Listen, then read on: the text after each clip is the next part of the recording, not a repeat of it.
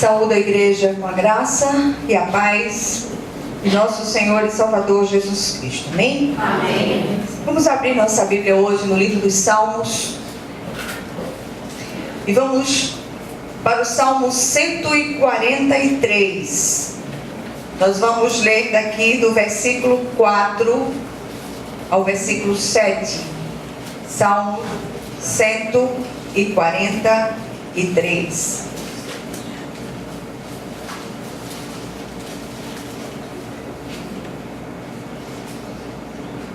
Todos acharam? Amém. Amém. Então diz assim a palavra do Senhor: por isso dentro de mim esmorece o meu espírito e o coração se vê turbado. Lembro-me dos dias de outrora, penso em todos os teus feitos e considero nas obras das tuas mãos. A ti levanto as mãos, a minha alma anseia por ti como terra sedenta. Dá depressa, Senhor, em responder-me. O espírito me desfalece, não me escondas a tua face, para que eu não me torne como os que baixam a cova. Amém? Amém. Vamos orar mais uma vez. Querido Deus e Pai Celestial, vem ministrar o nosso coração, recebe a nossa gratidão, nosso louvor. Que o teu nome em todas as coisas seja hoje glorificado. Eu te peço uma bênção especial para aqueles que estão abatidos de espírito, para aqueles que se encontram ansiosos, angustiados, aqueles que não têm visto saídas, que a saída deles venha de ti. Que o teu nome em todas as coisas nessas vidas seja glorificado em nome de Jesus. Amém. Amém. Glória a Deus. Meus irmãos, eu tinha pensado inicialmente numa outra palavra, mas o Espírito de Deus insistiu com esse texto. Esse texto foi usado numa meditação durante a semana. E esse clamor do salmista, ele nos soa familiar. Quantas vezes nós já dissemos ao Senhor nas nossas orações essas palavras, talvez de uma outra forma, mas o sentido é o mesmo. E este salmo é de autoria de Davi e é uma súplica por libertação. Ele fala de perseguições, de maquinações contra os fiéis, da angústia íntima do salmista que nos soa familiar. Esses dias foram tantas conversas com tantas pessoas, o nosso próprio coração agitado, angustiado por tantas lutas. E aí a gente para pensar quanta dificuldade temos vivido nos últimos tempos. Quantas perseguições temos sofrido. Muitas vezes os inimigos do homem, como diz a própria palavra, são os da sua própria casa e aqueles no meio da sua própria parentela. Davi experimentou isso e deixou registrado um texto como esse, por exemplo, para que nós sejamos encorajados a seguir na força que o Senhor supre. E esta semana, ou da semana passada para cá, aconteceu de tudo. A gente viu servos de Deus, notícias dos campos missionários. Essa semana teve uma ação cruel do Estado Islâmico, crucificou um garoto com 12 anos, pelo fato desse garoto ser cristão. A gente viu o que aconteceu nos Estados Unidos, aquele maluco que metralhou uma multidão inteira. Nós vimos aqui em Minas Gerais crianças que foram queimadas por um louco. Nessa semana deu de tudo. Determinado pregador anunciando nas redes sociais o preço das suas orações com profecia e sem profecia. Gente do céu, isso é sério demais. E como se tudo isso não bastasse, um artigo da revista Veja chamando os cristãos evangélicos de incômodos. Esses incômodos evangélicos. O artigo é bem grande e é nitidamente tendencioso e ofensivo. Aí a gente para e começa a perceber a perseguição aos cristãos que começa a se alastrar por toda a terra. E aí a gente olha para a palavra, a gente busca o refúgio da palavra, porque também há aquelas coisas que nos assolam pessoalmente, são aqueles medos por dentro, os temores por dentro e as lutas por fora que não têm sido poucas. E nós lutamos de todas as formas, esses medos são grandes, eles têm tentado nos aprisionar de todas as maneiras. E a gente tem conversado com várias pessoas, alguns passando por momentos extremamente difíceis, familiares, perdas de entes queridos. E eu estava dizendo, Senhor, acode o teu povo. Tem momentos que a gente não sabe nem como pedir, como orar. Mas que o Senhor, Ele venha nessa noite, Ele console o seu coração, Ele renove as suas forças, Ele renove as suas esperanças, Ele faça com que nós possamos olhar para Ele, só para Ele, e o Senhor, Ele encha os espaços vazios do nosso coração. Nós precisamos de avivamento, nós precisamos de um mover do Espírito no nosso coração, nós precisamos disso tremendamente.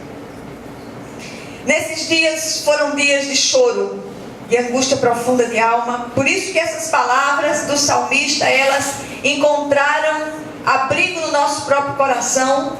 E esse clamor do salmista está dividido aqui em 3 partes, pelo menos nesse contexto pequeno que nós lemos. Depois você vai ler todo o salmo, eu acho que você vai ser tremendamente edificado, edificada. E a primeira coisa que ele faz é apresentar ao Senhor o seu estado de alma.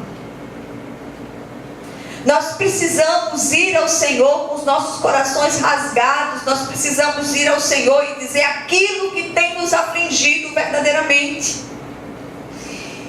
E aí eu vou ler o texto na versão da NVI que diz assim: o meu espírito se desanima, o meu coração está em pânico. Então,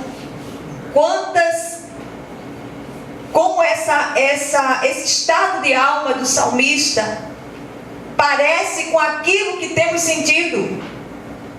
A gente ouve desânimo, a gente ouve a palavra pânico, palavras que têm sido tão recorrentes nas nossas vidas nos últimos tempos. O salmista experimentou isso lá atrás. Não só o salmista, como muitos outros servos de Deus experimentaram isso e deixaram essas notas registradas na palavra de Deus para que nós sejamos edificados, para que nós sejamos encorajados a seguir. A segunda coisa que ele faz aqui é lembrar dos feitos de Deus no passado. E o profeta Jeremias, ele diz: preciso trazer à memória aquilo que me pode dar esperança. E nós não podemos perder de vista aquilo que Deus já fez na nossa própria vida. Aqui ele diz: eu me recordo dos tempos antigos, medito em todas as tuas obras e considero o que as tuas mãos têm feito. O Deus que operou no passado é um Deus que opera hoje. Nosso Deus não está morto, nosso Deus vive e reina eternamente. O Senhor é aquele que interage conosco, é aquele que entra na nossa história, é aquele que muda a nossa vida, muda a nossa história. E Ele pode mudar essa realidade que nós estamos vivendo agora. E se Ele não mudar a realidade, não porque não possa, Ele vai nos preparar e nos fortalecer para que a gente atravesse esse deserto e a gente chegue lá na frente muito mais do que vencedores. Em terceiro lugar, depois de apresentar ao Senhor o seu estado de alma, depois de evocar os feitos de Deus do passado, o salmista faz a sua oração com absoluta sinceridade de coração. Ele diz: estendo as minhas mãos para ti, como a terra árida, tenho sede de ti. Apressa-te em responder-te, Senhor. O meu espírito se abate, não escondas de mim o teu rosto, ou serei como os que descem a cova. Aí o autor de Provérbios diz: a esperança que se adia faz adoecer o coração, mas o desejo cumprido é árvore de vida. O Senhor, mais do que ninguém, sabe que você não aguenta mais. O coração está a ponto de desfalecer completamente.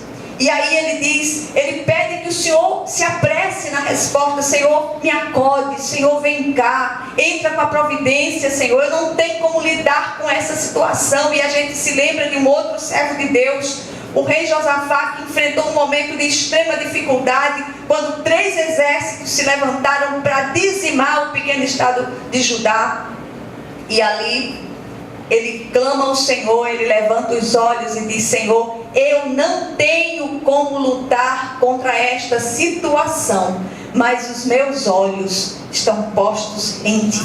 Amém. E nós somos instados, nós somos levados, desafiados a confiar no Senhor, a esperar contra a esperança, a olhar para Ele, a ver o invisível, a ouvir o inaudível, a esperar aquilo que para todo mundo é impossível, mas não para o nosso Deus. Amém. Grandes coisas o Senhor tem feito e grandes coisas o Senhor fará, porque o nosso Deus é o mesmo. Ele não mudou, hoje e eternamente. Então meditemos um pouco daquilo que o salmista viveu, naquilo que nós próprios temos vivido nesses dias. Em primeiro lugar, será que as palavras do salmista não nos soam familiares?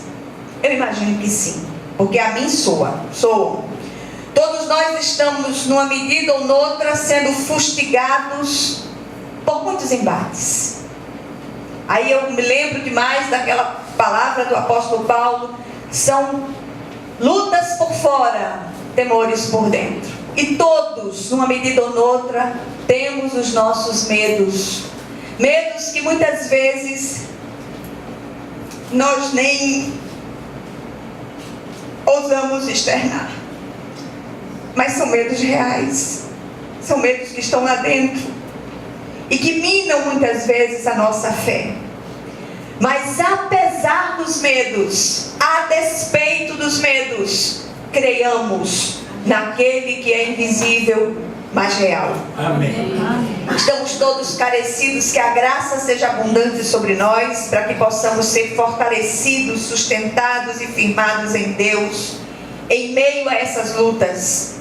A sensação é que estamos dentro de um túnel estreito e ele se torna cada vez mais estreito a ponto de nos comprimir. A sensação é de, muitas vezes, de sobressalto, de afogamento. Mas corramos com perseverança a carreira da fé que nos foi proposta e olhemos incansavelmente para Ele, Jesus, o autor e consumador da nossa fé. Segundo lugar, mais uma vez olhamos para a palavra de Deus. Este salmo é uma súplica por libertação. Por que essas palavras foram registradas aqui? Para que sejamos instruídos e edificados. A gente tem a impressão de que os servos do passado viveram uma vida de absoluta tranquilidade. Não acontecia nada.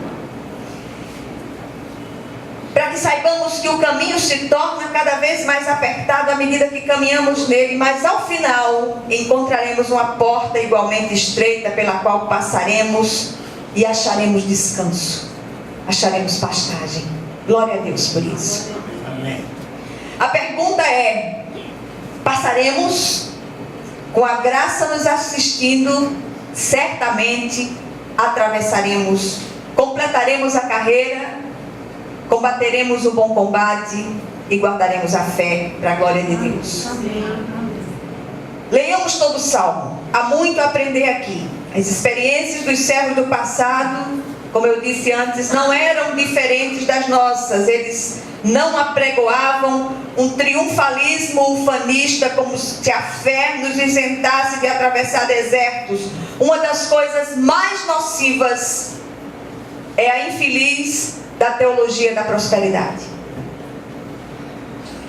Isso tem levado muitos servos a um engano tremendo, como se o servo de Deus tivesse que ter rios de dinheiro, o servo de Deus tivesse que ter muitos bens materiais. Você vai ter bens materiais se esses bens materiais forem para a glória do Senhor, forem para serviço do Senhor.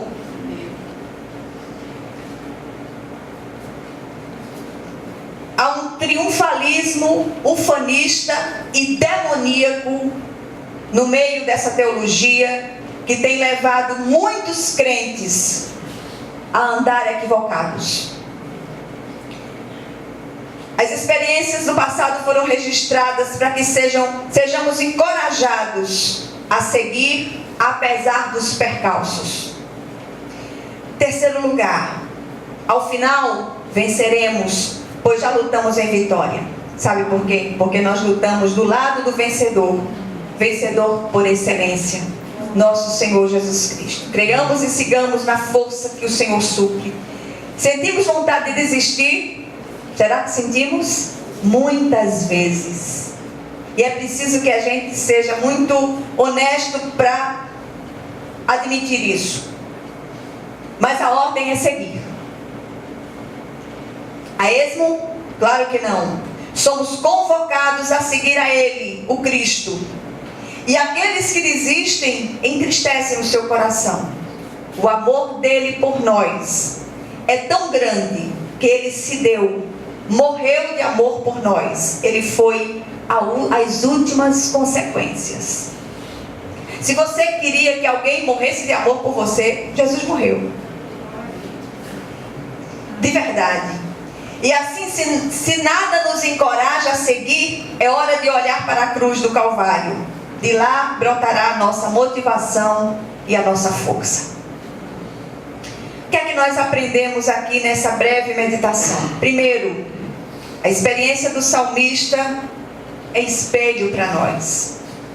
Ele diz: o meu espírito se desanima, o meu coração está em pânico. Aí novamente a gente lembra dessas palavras: desânimo, pânico, angústia, ansiedade, depressões. Essas palavras lembram alguma coisa para você? Quantos de nós estamos vivenciando isso enquanto pessoas humanas de carne e osso? O salmista para no seu abatimento e se recorda daquilo que Deus já fez nos dias antigos. Faça isso, comece a listar as bênçãos, conte as bênçãos, diga quantas são recebidas da divina mão. A gente tem uma memória muito fraca para as coisas boas e uma memória prodigiosa para guardar o que não presta. Segundo lugar, o Deus que operou lá atrás pode operar hoje. Então ele chama, em sua oração dramática, pede ao Senhor, o salmista: estendo as minhas mãos para ti como a terra árida, tenho sede de ti, apressa-te em responder-me, Senhor. O meu espírito se abate, não escondas de mim o teu rosto, ou serei como os que descem a cova. E na sequência dessas palavras, dessa petição, ele pede por outras providências do Senhor que remetem às nossas próprias necessidades. Quantas são? Leiamos todo o Salmo. Em terceiro e último lugar, façamos das palavras do salmista a nossa própria oração. O Senhor, Ele anda conosco. Nós não andamos sozinhos. Ele está conosco. Sua vara, seu cajado nos consola. Ele é o nosso pastor. Nada nos faltará. De repente, nem aquela tribulação que nós precisamos para crescer. Difícil? Muito. Mas o Senhor disciplina aqueles a quem Ele ama. Amém? Amém.